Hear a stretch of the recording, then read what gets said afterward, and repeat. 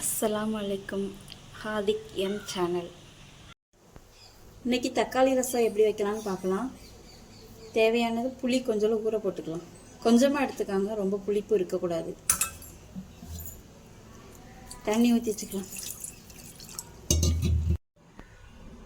மிளகு 2 ஸ்பூன், சீரகம் 2 ஸ்பூன், நல்லா திரிக்கணும். ஒரு பூடு எடுத்துக்கோங்க, இப்படி ஃபுல் பூடு வேணும். ஒரு பச்சை மிளகாய், 3 தக்காளி,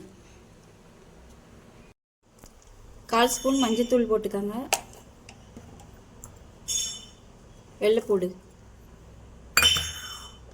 பெரிய பச்சை மிளகாய் 1 போடணும். ஃபஸ்ட்டு இதை திரிச்சிக்கலாம். இப்படி திரிச்சிக்கலாம். அதுக்கப்புறம் தக்காளி போட்டுக்கணும். 3 தக்காளி எடுத்து வச்சோம்ல, அந்த தக்காளி போட்டு அரைச்சிக்கலாம்.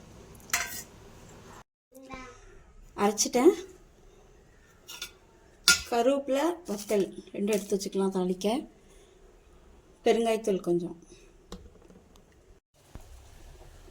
ஆயில் ஊற்றிக்கங்க. 2 வத்தலை பிச்சு போட்டுக்கலாம்.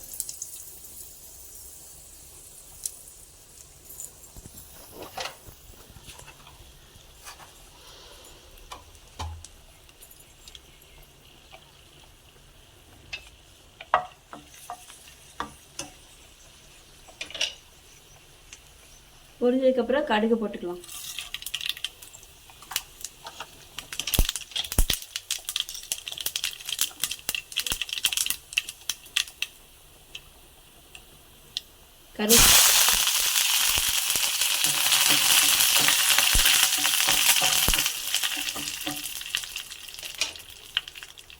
நம்ம அரைச்சி வச்சிருந்தோம்ல, அதை போட்டுக்கலாம்.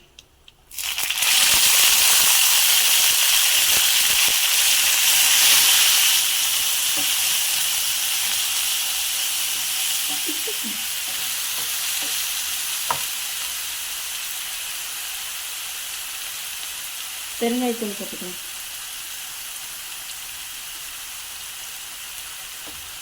இது நல்லா வசங்கணும், பச்சை வாசம் போகணும். அது எண்ணெய் பிரிஞ்சு வரும்போது நம்ம புளி தண்ணி ஊற்றிக்கலாம்.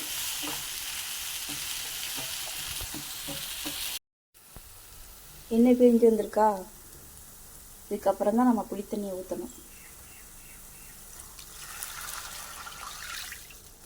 உங்களுக்கு எவ்வளோ ரசம் தேவையோ அதுக்கு டக்குன்னு ரெடி பண்ணிட்டாங்க.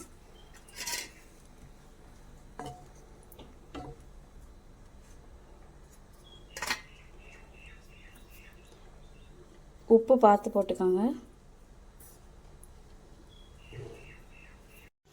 ரசம் ரெடி ஆயிடுச்சு. கொத்தமல்லி கீரை மட்டும் மேலே போட்டுக்கோங்க. ரசத்தை எப்பவுமே கொதிக்க மட்டும் விட்டுறக்கூடாது. கொதிக்க விட்டால் நல்லா இருக்காது. சாப்பிட்டு பாருங்கள்.